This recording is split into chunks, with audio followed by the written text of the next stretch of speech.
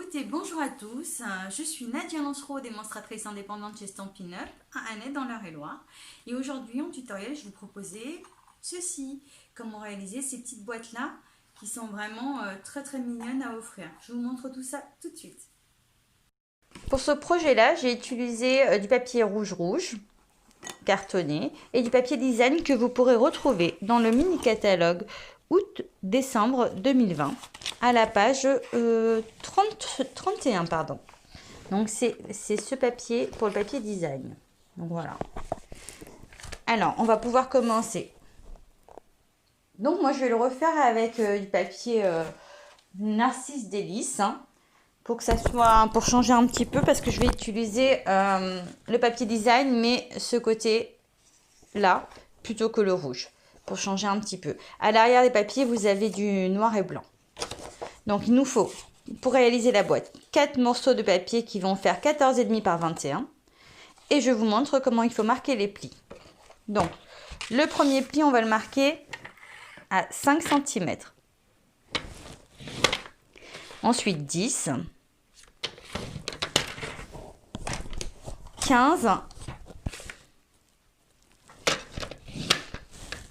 et 20 d'un côté.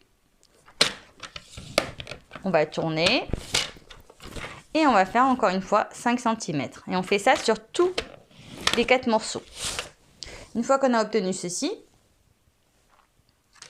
on va venir retirer cette petite languette et couper tout simplement au ciseau le reste. Alors moi je vais le faire au coupe-papier.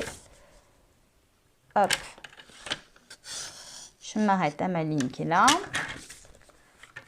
Le deuxième trait également. Le troisième. Et le petit dernier, je vais complètement le retirer.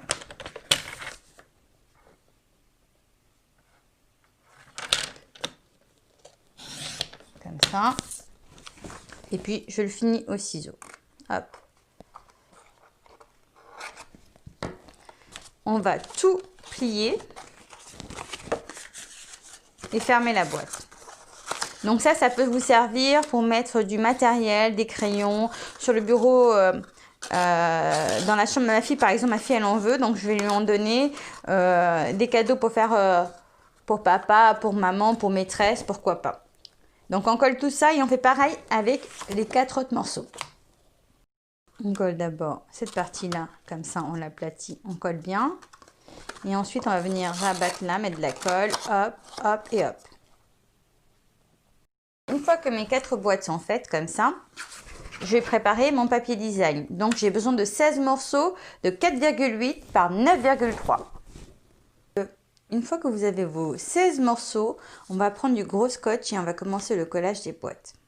Donc là, l'idée, hop, c'est de coller 2 boîtes comme ça à l'aide du scotch. Donc on va mettre le scotch de ce côté-là. Alors sur celle-ci, je ne l'ai pas fait sur l'autre boîte, mais ce que vous pouvez faire aussi, c'est mettre du scotch là et du scotch là pour le solidifier. Donc j'ai mis du scotch ici, je vais le retourner comme ça pour rescotcher ce côté-là afin de le solidifier. Hop, je coupe mon scotch. Transparent, du scotch transparent, idéal pour pouvoir après, hop,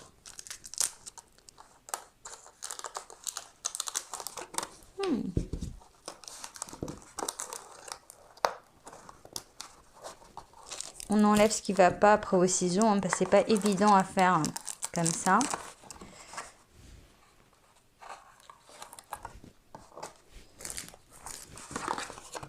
Donc voilà, ça fait que j'ai le recto verso qui est scotché, d'accord? L'idée, c'est de venir scotcher la deuxième. Alors, la première, je l'ai fait de ce côté-là, donc dans le creux. Le deuxième, je le scotche de ce côté-là.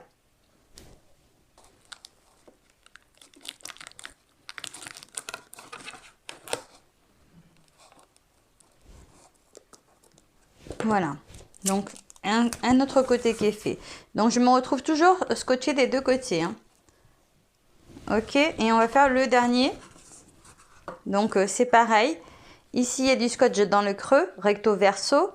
pareil dans ce creux recto verso et ça va être pareil de ce côté-là. Et voilà ce que ça donne. Alors, quand on regarde bien, il y a du scotch partout. D'accord? Et on peut soit la fermer comme ça, soit la mettre comme ça, soit dans l'autre sens, et soit comme ça en alignement. D'accord? Là, vu qu'on a mis du scotch partout et que nos papiers sont prêts, on va venir coller tout simplement tous nos papiers design sur tous nos boîtes. Alors, sur toute notre boîte. Donc là, dans l'idée, pour celle-ci, j'ai bien fait attention de couper pour avoir le sens du papier comme ça. Mais bon, pour le reste, j'ai pas fait attention, donc c'est pas très grave. Et puis après, c'est pareil, on en colle partout, sur tous les côtés finalement, comme tout va se voir. Je fais ça et je vous remontre.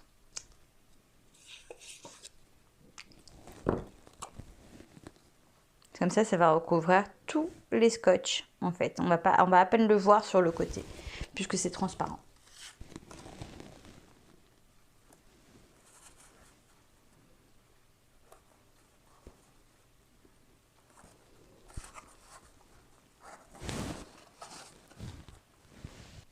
Bon, je le redis, hein, je ne l'ai pas fait sur ce côté-là, mais l'idée, c'est de faire suivre les dessins aussi. Ça peut être très sympa.